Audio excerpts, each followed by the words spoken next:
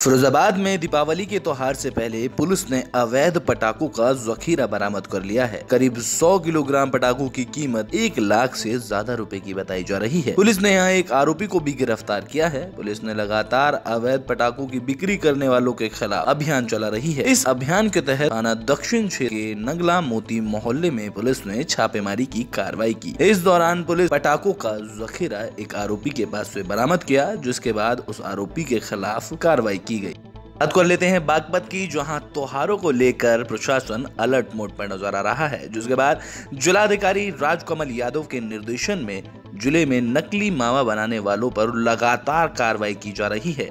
इनके खिलाफ जिले में अभियान भी चलाया जा रहा है। बता दें कि एसडीएम बड़ौद सुभाष कुमार और खाद्य सुरक्षा अधिकारी महिपाल सिंह ने शाहपुर बड़ौली के पास नकली मावा की गाड़ी पकड़ी, जिसमें से 13 कुंटल मावा बरामद किया गया है, जिसमें से 5 सैंपल को जांच के लिए भेज दिया गया है। बता दें कि दीपावली पर बड़ी संख्या में नकली मावा भरकर जिले के विभिन्न गांवों से दिल्ली, गाजियाबाद, नोएडा इन सभी नकली मावा को भेजा जा रहा था, जिस पर पुलिस ने कार्रवाई की है। यूपी सरकार के कैबिनेट मंत्री डॉक्टर संजय निषाद को मऊ में भाषण के दौरान पार्टी कार्यकर्ताओं पर इतना गुस्सा आया कि उन्होंने मंच से अपने माइक को फेंक दिया।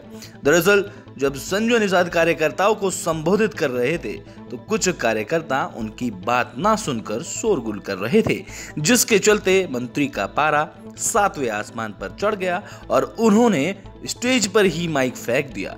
हालांकि बाद में वहां मौजूद सभी पदाधिकारियों ने उन्हें मनाने की कोशिश की, जिसके बाद उन्होंने दोबारा माइक पकड़ा, लेकिन उन्होंने कार्यकर्ताओं को खूब फटकार लगाई।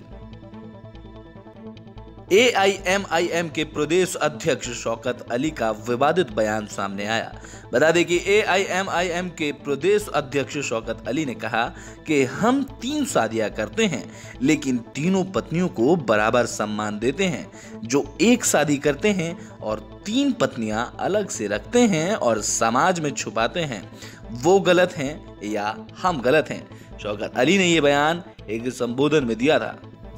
तो वहीं विवाद बढ़ने के बाद शौकत अली ने कहा कि मेरा बयान धर्म विशेष को लेकर नहीं है, बल्कि जो ऐसा करते हैं उनके लिए था। बता दें कि उत्तर प्रदेश के संबल जिले की पुलिस एआईएमआईएम के प्रदेश अध्यक्ष शौकत अली के विवादित बयान का वीडियो सामने आने के बाद उनके खिलाफ कई धाराओं में एफआईआर दर्ज कर ली थी। संबल के पुलिस अधीक्षक चक्रेश मिश्रा ने बताया कि आजमगढ़ निवासी शौकत अली की तरफ से एक निजी कार्यक्रम में सांप्रदायिक सौहार्द बिगाड़ने की बात कही गई, जिसका वीडियो वायरल हो गया और उनके खिलाफ एफआईआर दर्ज की गई।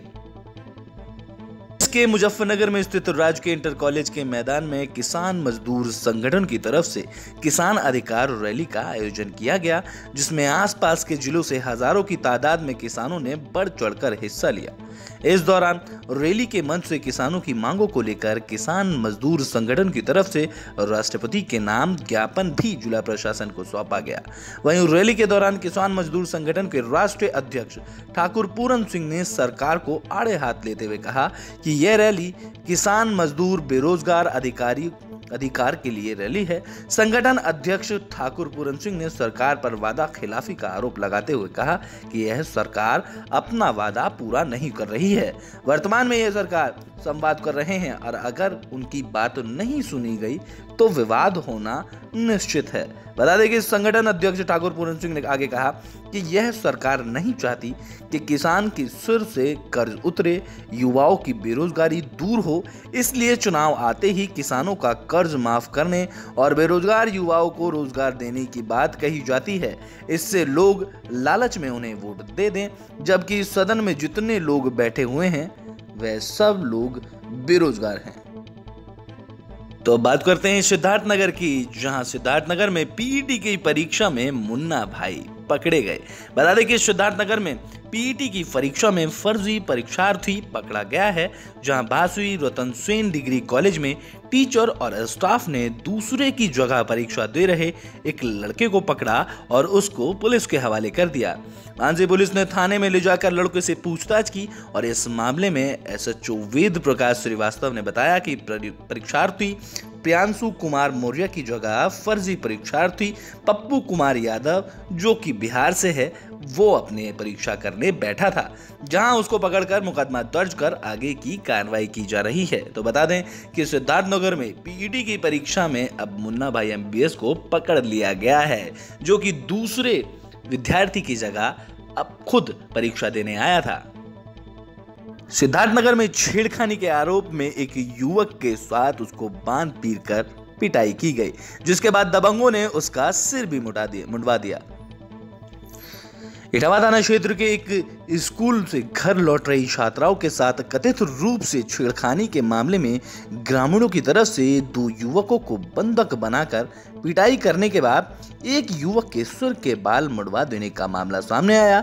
इस सोशल मीडिया पर वीडियो जमकर वायरल हुआ, जिसके बाद पुलिस ने गांव के चौकीदार की तहरीर पर सिर मुड़वाने वाले 3 अज्ञात युवकों के खिलाफ केस दर्ज कर लिया है। तो बात कर लेते हैं फिरोजाबाद की, जहां बस कंडक्टर ने ईमानदारी की मिसाल पेश की है। बता दें कि रोडवेज बस के कंडक्टर ने ईमानदारी की मिसाल पेश कर यात्री के लाखों रुपए से गहनों से भरे बैग को लौटा दिया है। जी हां, हम बात कर रहे हैं फिरोजाबाद के सिकोहाबाद की, जहां बीते 13 अक्टूबर को उदयपाल नाम के यात्री का बैग घिरोर से आगरा जाते समय सिकोहाबाद डिपो से बस में छूट गया था। जब कंडक्टर ने लवारिस बैग को पड़े देखा तो उसे खोलकर उसने देखा, जिसमें युवक के कीमती गहने रखे हुए थे, जिसकी कीमत लाखों रुपए की थी। कंडक्टर ने कीमती बैग को लवारिस देखकर अपने पास रख लिया और मामले की जानकारी उच्च अधिकारियों को दी। उसके बाद बैग को रोडवेज बस के कोषागार में जमा करवा दिया गया। जब युवक को अपने बैग गायब होने का पता चला तो उसने यात्री ने डिपो बस के बारे में पूरी जानकारी ली, जहां सहायक यातायात निरीक्षक संजय बाबू बघेल ने बैग कोच में जमा होने की बात यात्री को बताई। जिसके बाद यात्री उदयपाल डिपो पहुंचा, जहां ARM रघुवेंद्र सिंह उनको मिले। उन्होंने यात्री को उसका बैग सौंप दिया, जिसके बाद ARM ने कहा कि बस के कंडक्टर जितेंद्र कुमार ने एक सराहनीय कार्य किया है, इसके लिए जितनी भी तारीफ की जाए कम है। उन्होंने ईमानदारी की मिसाल पेश की है। बड़वार झील में किसानों की जमीन डूबने के बाद उन्होंने मुआवजे की मांग की है। बता दें कि भसुनेह बांध बड़वार झील में पानी आ जाने से किसानों की जमीनें डूब गई हैं, जिसके बाद खरीफ की फसलें पूरी तरह से बर्बाद हो चुकी हैं। ऐसे में करीब 8 गांव के किसानों की रोजी रोटी का संकट उन पर खड़ा हो चुका है, जिसमें डूबे क्षेत्र आने वाले ग्राम मेगाम, बासरी, पुरातनी, बड़वार, बंका पहाड़ी, अतरौली जैसे कई गांव। बता दें कि किसानों ने उप जिलाधिकारी टहरौली को ज्ञापन देकर मुआवजे की मांग की। ज्ञापन में किसानों ने कहा कि पहले बड़वार झील में फाटक लगे थे तो पानी निकल जाता था, लेकिन अब पत्थर चढ़ गए हैं तो पानी काफी भर गया है।